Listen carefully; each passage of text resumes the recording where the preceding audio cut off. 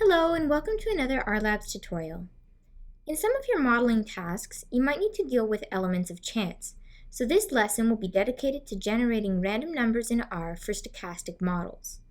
In this video, I will introduce you to the RUnif, RNorm, RBinom, and sample functions, and in the accompanying video, we will use some of these tools to simulate genetic drift. One way that we can generate random numbers is by drawing the numbers from existing distributions. We won't go into the math behind the distributions here, we're just going to briefly discuss a couple of the common distributions that might be useful for simulation modeling and how to generate random numbers from these distributions. One of the distributions that is commonly used for random number generation in simulation modeling is the uniform distribution. The name of the distribution is quite appropriate because essentially every value between a specified minimum and maximum value has an equal probability of occurring in the distribution.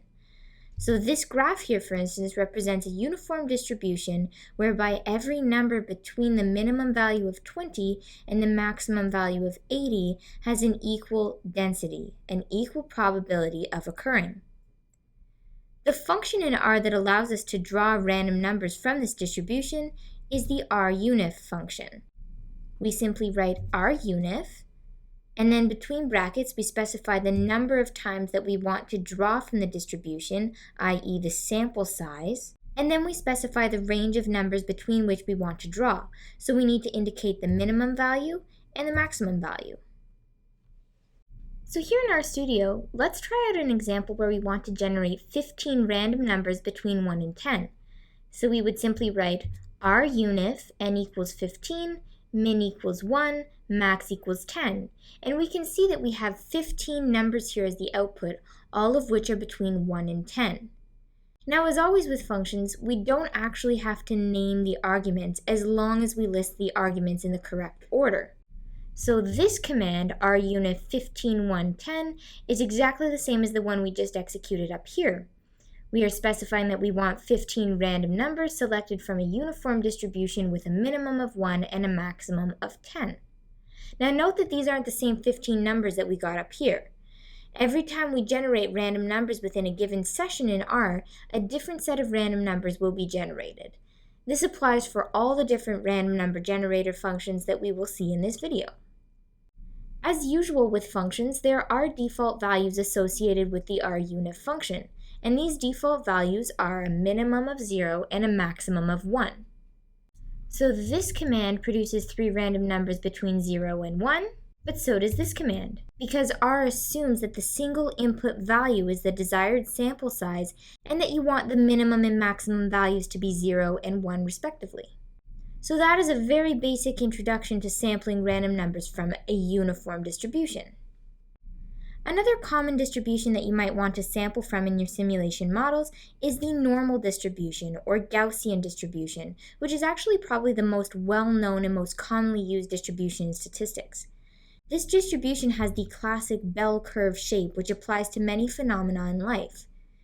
As you can see in the normal distribution, the majority of cases occur at intermediate values, and relatively few cases occur at extreme values. Now, the exact shape of the distribution is dictated by the mean of the values, in this case the mean is 0, and the standard deviation, in this case the standard deviation is 1. So with different mean and standard deviation values, the general bell curve shape of the distribution will remain the same, but the width and height of the curve, as well as the position along the axis, will change. In terms of generating random numbers from this distribution, the function is RNorm.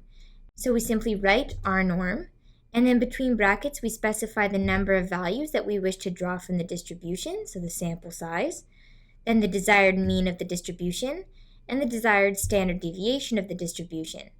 And obviously the extreme values are less likely to appear in your sample than these common intermediate values here. So let's try an example. Let's say that we want to draw 10 numbers from a normal distribution with a mean of 50 and a standard deviation of 100. Well, we would simply write RNorm n equals 10, mean equals 50, and SD equals 100. And here we have our 10 numbers. Now again, we don't have to name the arguments within the function. It still works if we simply input the values in the correct order, like this. Now, as was the case for the RUnif function, there are also default values associated with the RNorm function, and these default values are a mean of 0 and a standard deviation of 1. So if I wanted to generate 5 numbers from a normal distribution with a mean of 0 and a standard deviation of 1, I can execute this code here, rnorm501, and we get the results that we want. Or I can simply write the command rnorm5. And R will take the 5 to be the desired length of the sample that we want to create, and then we'll assume that we want the mean to be 0 and the standard deviation to be 1. And it's as simple as that. That's how you draw random numbers from a normal distribution. A third distribution that you can use to generate random numbers is the binomial distribution. There are some major differences between the binomial distribution and the normal distribution, but in case you want to visualize the distribution, at high sample sizes, the binomial distribution is approximated quite well by the normal distribution, so the classic bell curve shape.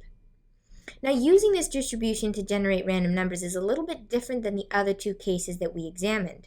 It involves generating the number of successes of independent trials. So here's the general function. We say rbinom, and then between brackets we have 3 arguments.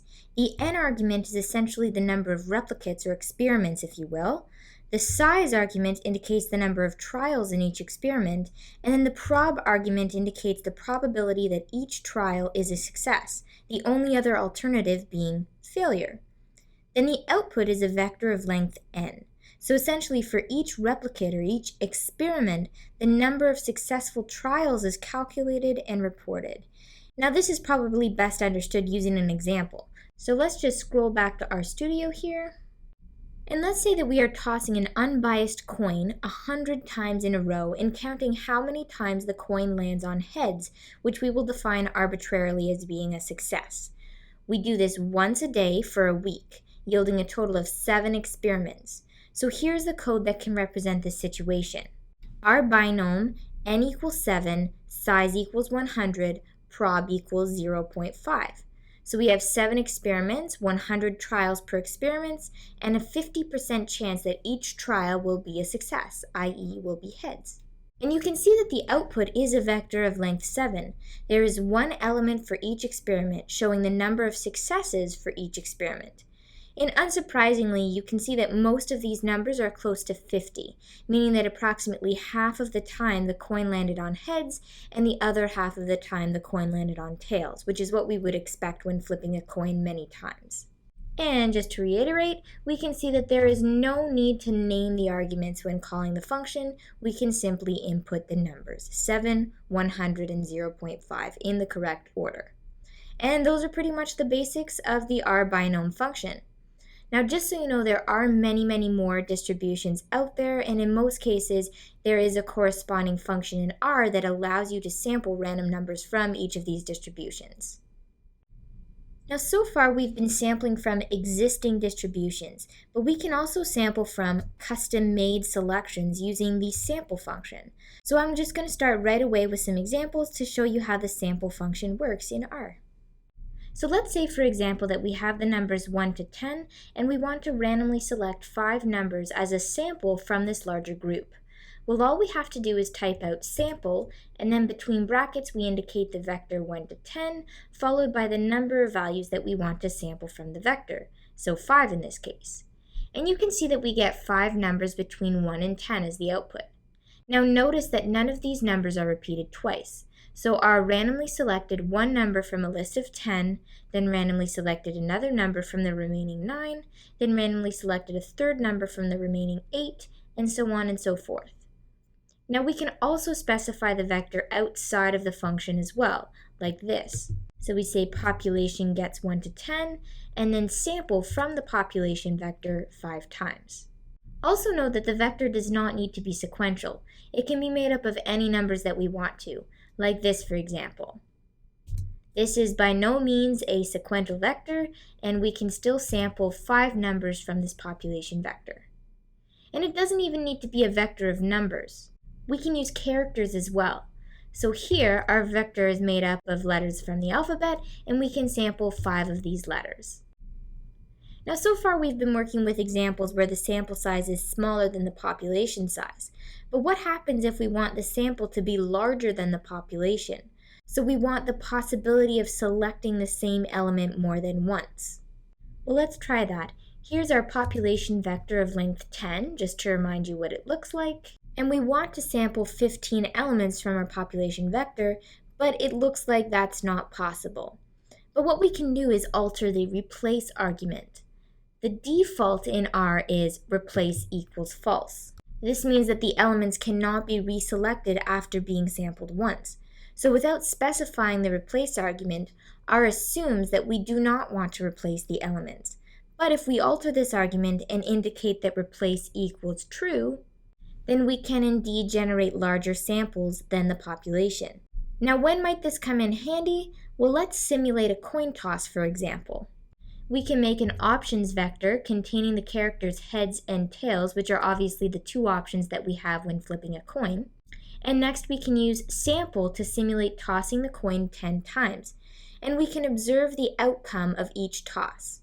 Now obviously here we would need to specify that replace equals true, since either heads or tails or both are going to arise more than once if we are tossing a coin 10 times. And there you go, those are some of the basics of the sample function. Thanks for listening to this RLabs tutorial video.